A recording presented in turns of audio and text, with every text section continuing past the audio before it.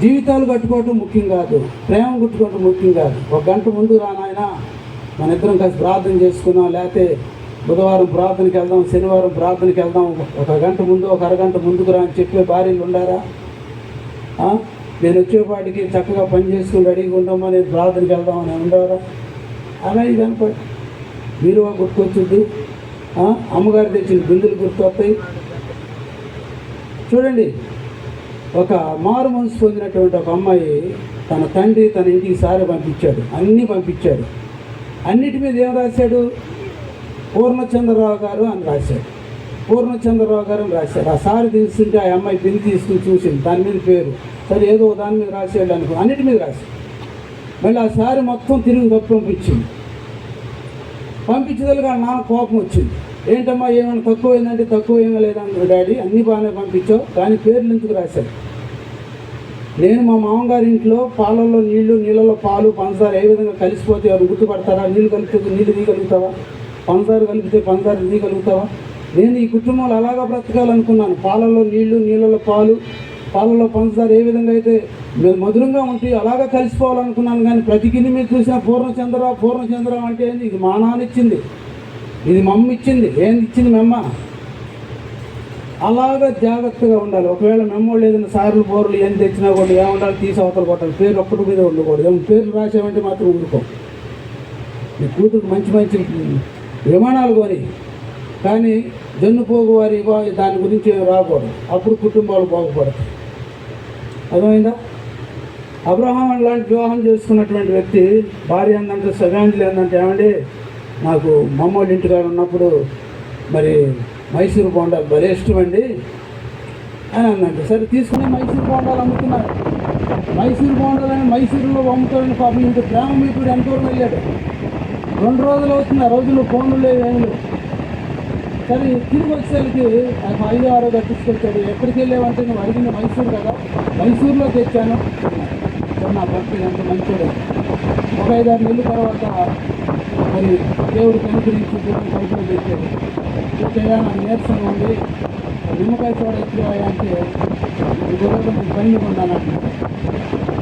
ఒకటి ఏమన్నాడు, మైసూరు వెళ్ళాడు, మైసూరు పట్టిదాన్ని. భార్య కొంచెం బాధలేక నిమ్మకాయ చోడ ఎత్తుకురారంటే ఆ నిమ్మకాయ చోడ కోసం కూడా టైం లేదు. అలా మొదటి ప్రేమ మొదటి ప్రేమగానే ఉండాలి భార్య భర్త. ఇంట్లో మీ అమ్మగారు, మీ నాన్నగారు, మీ చెల్లి గారు, మీ అమ్మగారు వాళ్ళ మాటలు ప్రస్తావనే రానివ్వకూడదు. వచ్చారా అన్నం పెట్టి కడుపుండా దీంట్లో అని సంవత్సరాలు తీసుకొచ్చి నాకు ఆగిపోవాలి, అగ్నితో మండిపోవాలి. అండి ఎలా నేర్చుకుంటారు? చదువుకున్నారు, మంచి MBA చదివారు, MCA చేశారు, PhD చేశారు, ప్రొఫెసర్లు, లెక్చర్లు ఆడబోధిస్తారు. కానీ మన పరిస్థితి ఏంటి? ఇంత ఫ్యాషన్ అయిపోయింది. అత్తగారినేమో ఆంటీ అని పిలుస్తున్నారు, కూరగాయల అమ్మాయిని కూడా ఏం పిలుస్తా ఆంటీ అని పిలుస్తారు. కూరగాయల అమ్ముకున్నా అంటే మీ అక్కడికి తేడా కదా. ఇలాంటికి చదువుతున్న సభాముఖంగా అబ్రహాం భార్య మరి స్వతంత్రం ఉంది కాబట్టి మా అబ్రహాం గారు వాళ్ళ అమ్మని, నాన్నని, అత్తయ్య, మామయ్య అని అప్పుడు కూడా దేవుని మని కుమార్తెలాగా చూసుకుంటారు. ఎందుకు? వాళ్ళ కుమార్తె లేరు, మీకు అన్నలు లేరు, వాళ్ళకి చెల్లెలు లేరు. మరి యాకోబు గారి కుటుంబంలో కొడుకైన ఆయనే, అల్లుడైన ఆయనే. ఏడుకొండల గారి కుటుంబంలో కుమార్తె అయిన ఆయనే, ఆమె కోళ్ళైన ఆమె. కాబట్టి ఎప్పుడు వాళ్ళ ముందు నిలబడి ఉన్నంత వరకు గౌరవంగానే ఉండాలి, అగౌరవంగా ఎప్పుడు మాట్లాడాలి. ఏ ఆడకూతురైతే 5:30కి జ్యోతిని లేచినట్టు లేచిందో ఆ కుటుంబం బాగుంటుంది. నేను చూస్తూ ఉంటాను, 4:30కే లేచి ఎంత బాగుంటుంది.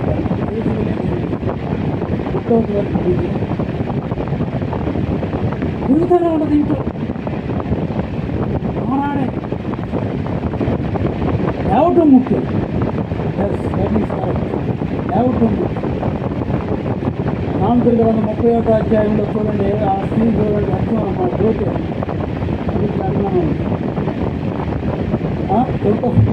చూడడం ఉంటుందండి. చేసింది వాడే తిరుగుతానే ఉంటుంది. అప్పుడు ఆ కుటుంబంలో అయ్యా అబ్రహం జీవిత రహస్యం చదువుతున్నా ముందే నన్ను పొగిడేవా నీ బతుకు బస్ స్టాండింగే ఇందుట్లో అనుమానమే లేదు.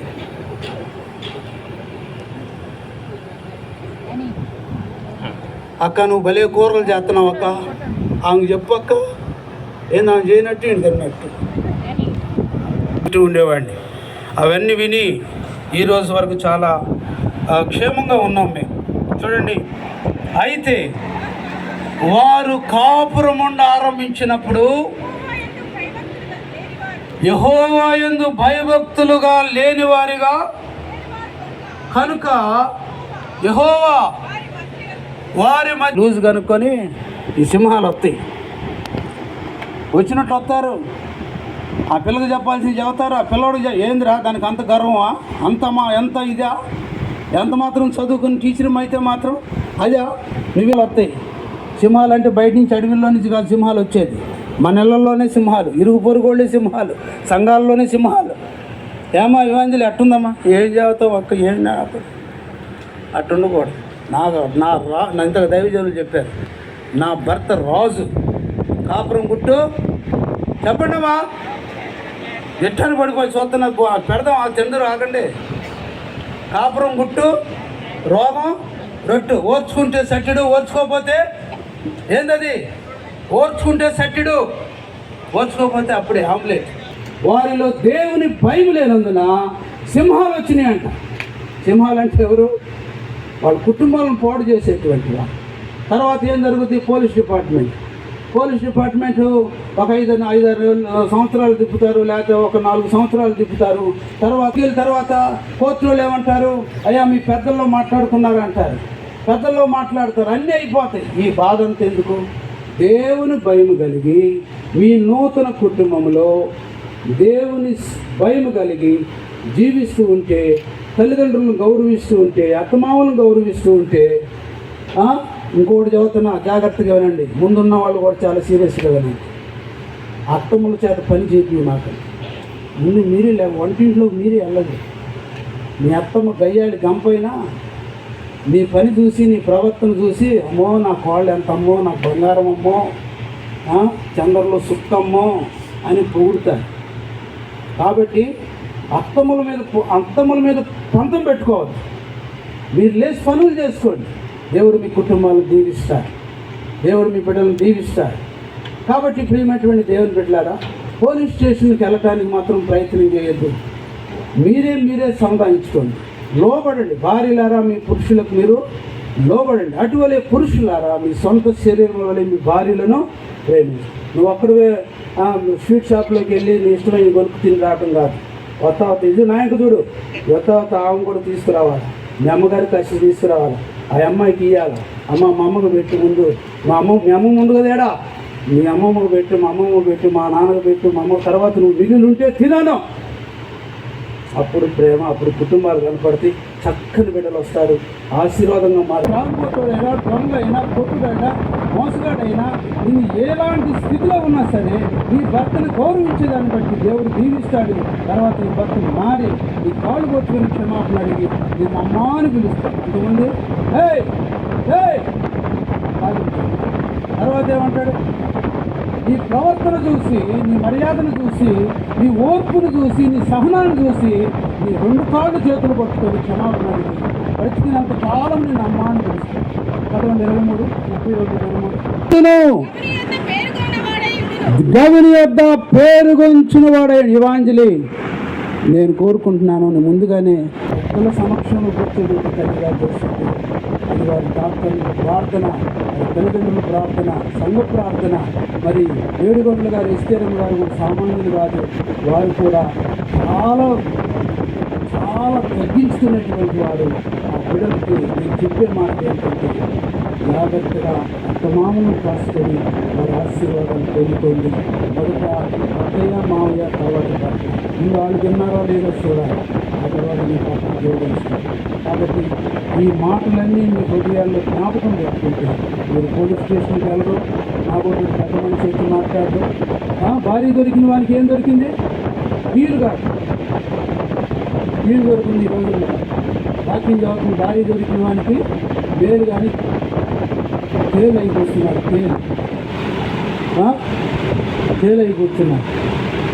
ఏమండి అంత నేనే చేయాలి, మేము చేయకూడదు పని. ఏం మాయరోగం చేయలేవు నువ్వు? దైవ సేవకుడుగా పోలీస్ ఆఫీసర్గా చెప్తాను.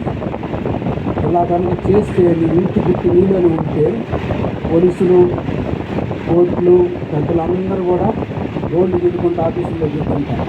నిన్ను బట్టి నన్ను బట్టి పోలీసు వ్యవస్థ జరుగుతుంది. ప్రార్థన చేసుకున్నాం. ఆయన ఈ బిడ్డలిద్దరిలోకి ఎక్కడే సింహాలు, తోడేళ్ళు, నక్కలు రాకుండా ప్రభా ఇదిగో కుమారి ఆలకించుము, ఆలకించి చెవియకుము, నీ స్వజను ఇంటి వారిని మరి అప్పుడు దేవుడు నిన్ను దీవిస్తాడని చెప్పిన మాటను బట్టి నీకు స్తోత్రాలు ప్రభా. ఇదిగోనైనా జాకబ్ గారిని, జ్యోతిమ్మ గారిని ప్రేమించి ఇచ్చిన బిడ్డలను బట్టి నీకు స్తోత్రాలు ప్రభా. ఏడుగొండల గారిని, స్థిరమ్మ గారికి ఇచ్చిన 2 బిడ్డలను బట్టి నీకు స్తోత్రాలు. పెద్ద కుమారుడు అబ్రహామును బట్టి ఇచ్చిన కుమార్తె యోయేలును బట్టి స్తోత్రాలు. వచ్చిన సంఘాన్ని, బంధువులను, మిత్రులందరినీ కూడా మీరు జ్ఞాపకం చేసుకొని దైవజనులు ఇచ్చిన సందేశాలు నాయన ఈ మాటలు వారి హృదయంలో జ్ఞాపకం పెట్టుకొని సహాయం చేయండి. మొదట మీకు స్థానం ఇచ్చేటట్లుగా చేయండి. రెండవదిగా ఇరువురు పక్షాల తల్లిదండ్రులను గౌరవించుకునే వారిగా సహాయం చేయమని, ఎక్కడ గర్వమత్య మీ బిడ్డలకు రాకుండా మీరే కాపాడి నడిపించమని ప్రభా. కుటుంబంలో సింహాలు రానియకుండా ప్రభా ఇదిగోనైనా నీ ప్రేమ, నీ దీవెన, నీ ఆశీర్వాదము వారి కుటుంబంలో ప్రవహించినట్లుగా వేడుకొని ప్రార్థన చేస్తూ ఉన్నాము తండ్రి. ఆమేన్, ఆమేన్. అయినా నిన్నటి దినం ఎంతో ఘనంగా నీ కార్యం జరిగించావు ప్రభా. హోప్ చర్చిలో హైదరాబాద్లో ప్రభా ఇదిగోనైనా దరిదాపుగా 1500 మంది సమావేశంలో ప్రభా నీ బిడ్డల క్షేమంగా ప్రభా అక్కడ దీవించి స్థలానికి పంపావు ప్రభా. తాతగారితో అమ్మ నాయనమ్మ గారి సంఘము ప్రభా కుటుంబం చేసిన ప్రార్థనను బట్టి మీకు వందనాలు చెల్లిస్తూ దండల మార్పిళ్ళు, వారి ప్రేమ, అనురాగాలు, ఆప్యాయతలు, వైరాగ్యాన్ని దీవించు ప్రభా. ఇదిగోనైనా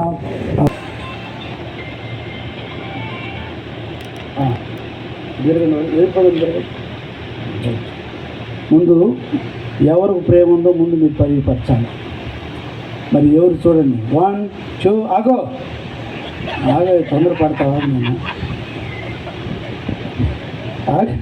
నేను చెప్పిన తర్వాత 1 ఇదే పందెం చదువుతున్నా. ఎవరైనా పర్వాలేదు, మీ భార్య అయినా పర్వాలేదు, నువ్వైనా పర్వాలేదు.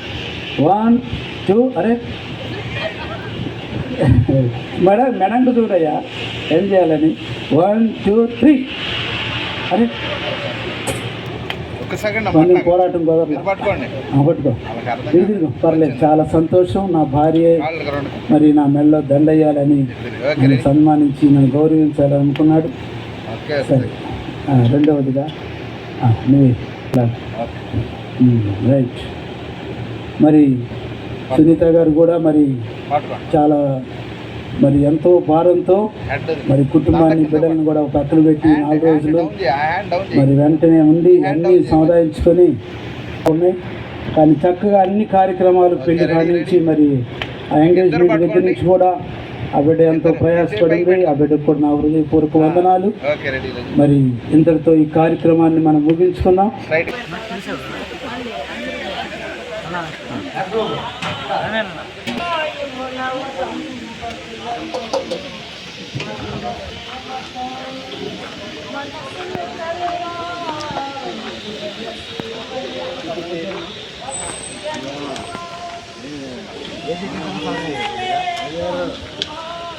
కానీ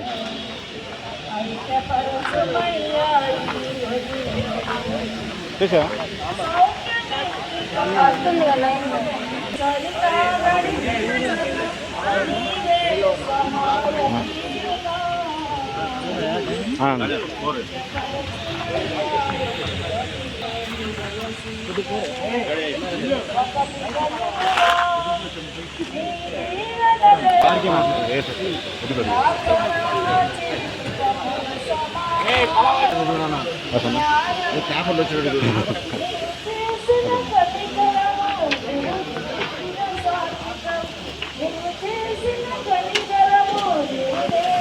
సరే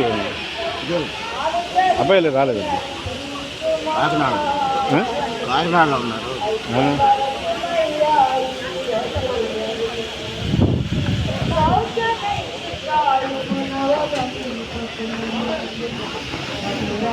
కూర్చోపోరమ్మా.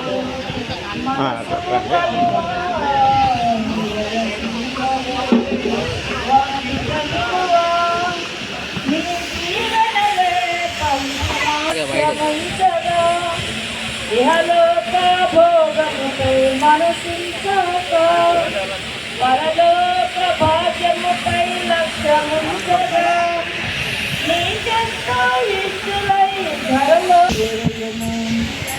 సాధ్యమిచ్చి కాయును నవదంప